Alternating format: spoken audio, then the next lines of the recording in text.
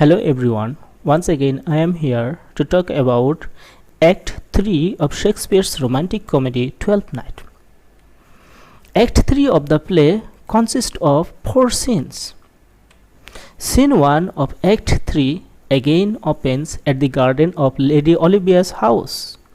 Here we see Cesario paying another visit to Olivia in order to woo her for the Duke, but Olivia tells him that she cannot love the Duke. At the same time, Olivia replies Cesario that in fact she has fallen in love with him, means Olivia has fallen in love with Cesario. Olivia also admits that she had adopted the device of sending him a ring in order to make him aware that Olivia has fallen in love with him.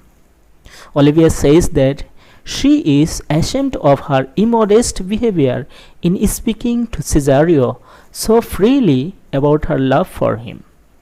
Then Cesario says that he feels pity for her, for Olivia, and Olivia says that pity is the first step towards love. When Cesario gets somewhat irritated by Olivia's amorous talk, Olivia privately tells herself that Cesario even looks more handsome when he is irritated.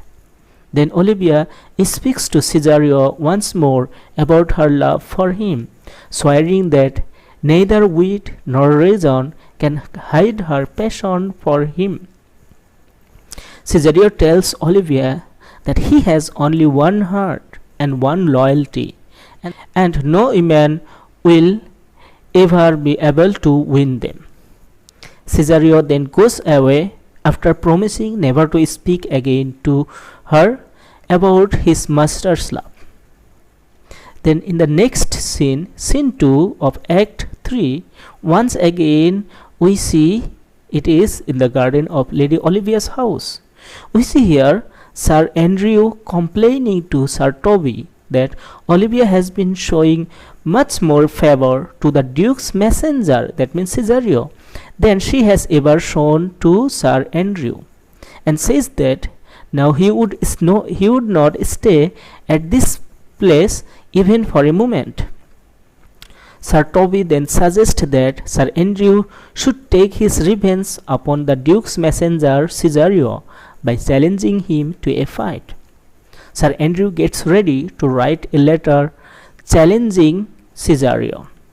Sir Toby then tells him to make his challenge sharp and insulting enough to hurt Cesario.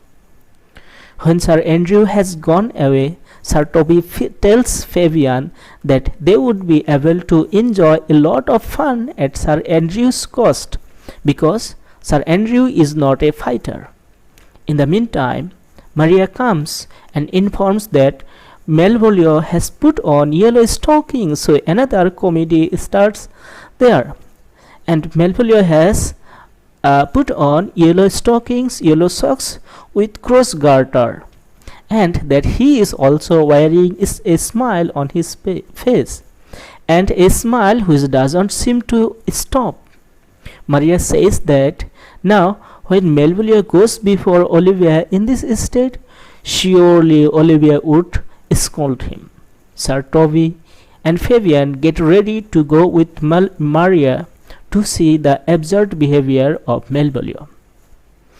In the next scene, scene 3 of Act 3, this is set at a certain street in the kingdom of Ilaria.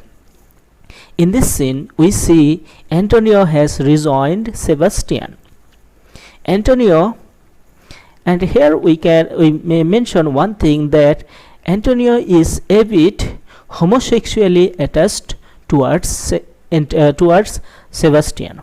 So Antonio, unable to remain away from Sebastian for a long time, comes to the capital city in order to look for him. On meeting Sebastian, Antonio gives him an account of the circumstances in which he had antagonized the Duke long ago. He had fought against the Duke's men in a battle on the sea and had done much damage to the Duke's ships, So thus Antonio made a hostility with the Duke Orsino. So he is hiding now. If now the Duke comes to know of Antonio's presence in the city, he would go to any length to take his revenge. So Antonio then goes away to make the necessary arrangement for Sebastian's and his own board and lodging at an inn called Elephant. Remember this, the Elephant is the name of the inn where Sebastian as well as Antonio were supposed to meet. Antonio, thinking that Sebastian might need to purchase something, hands over him his own purse and asks him to keep it with him and spend any amount of money from it at his need. Now the next scene 4 of Act 3 once again opens at the garden of Lady Olivia's house. We see Olivia, who has sent a servant after Cesario to persuade him to return, tries to figure out how to woo Cesario to love her. So Olivia is thinking how Cesario can be persuaded. Olivia, feeling suddenly melancholic, sends for Malvolio. But when Malvolio appears, he behaves very strangely, as already we know that Malvolio got a letter that he imagines written by Olivia, and some signs are given in that letter. So Malvolio starts behaving that strangely. Malvolio wears cross garters and yellow stockings. He smiles foolishly and continuously and quotes strange phrases that Olivia doesn't recognize. Actually, he is quoting those phrases from the letter, thinking that Olivia will recognize them immediately. Malvolio, we quickly realize, is quoting the lines from that letter. Olivia, of course, knows nothing about the letter and thinks Malvolio has gone mad. His behavior is nonetheless as a madman. In the meantime, the news arrives that Cesario has returned. So Olivia assigns Maria and Sir Toby to take care of Malvolio and goes to see Cesario. When Sir Toby, Fabian and Maria come to see Malvolio, they pretend to be certain that Malvolio is possessed by the devil or some madness. Malvolio, remembering the advice of the letter that he should speak disrespectfully to the servants and to Sir Toby, so he scorns at them and stalks out without listening them.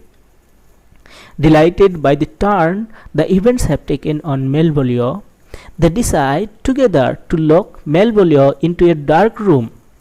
It was a frequent treatment for those people thought to be possessed by devils. So Sir Toby realizes that since Olivia thinks Malvolio is mad, Sir Toby can do whatever he wants to the unfortunate Stuart Malvolio. By this time, Cesario comes back out of the house after talking to Olivia, accompanied by Olivia, who, that means Olivia, insists that Cesario take a locket with her picture as a love token. So Olivia has gone so far to give a love token along with a photograph of her to Cesario. Olivia also requests Cesario to come again the next day. But as Cesario is leaving, Sir Toby approaches Cesario, delivering Sir Andrew's challenge and telling him what a fierce fighter Sir Andrew is. So here Sir Toby is doing the serving the purpose of a mediator. After taking the letter from Sir Andrew, he has gone to Cesario and tell him that Sir Andrew is going to fight with him. Cesario says that he doesn't wish to fight and he prepares to leave since Cesario is not a fighter. Sir Toby then returns to Sir Andrew and tells him that Cesario is a tremendous swordsman, anxious for a fight. When Sir Andrew and Cesario cross the paths, both of them reluctantly draw their swords and prepare for a fight, though they are not ready to fight. At that time, suddenly Antonio enters the scene. Antonio, the sea captain who rescued Sebastian. Antonio sees Cesario and mistakes him for his friend Sebastian and tells Sir Andrew that he will fight with Andrew in Sebastian's place. Several Illyrian officers burst into the scene. They have recognized Antonio as a most wanted criminal, and so they arrest him. Antonio, realizing that he will need to pay a bail, in order to free himself, he asks Cesario, whom he still believes to be Sebastian, to return his purse, which Antonio gave to Sebastian earlier. Viola, however, has no idea who Antonio is or what is the purse. But Antonio thinks that Sebastian is betraying him by pretending not to know him, and he is heartbroken. Deeply shocked and hurt, Antonio rebukes Sebastian. The officers, thinking Antonio is mad, take him away. Viola is left with a sudden feeling of hope, because Antonio mentions of someone named Sebastian. It gives her some hope that her own brother, whom she has thought to be dead, is in fact alive and maybe nearby. Viola runs up to look for him, leaving Sir Andrew and Sir Toby very confused. So here Act 3 finishes. In the next video, we'll discuss about Act 4 of the play. Thank you.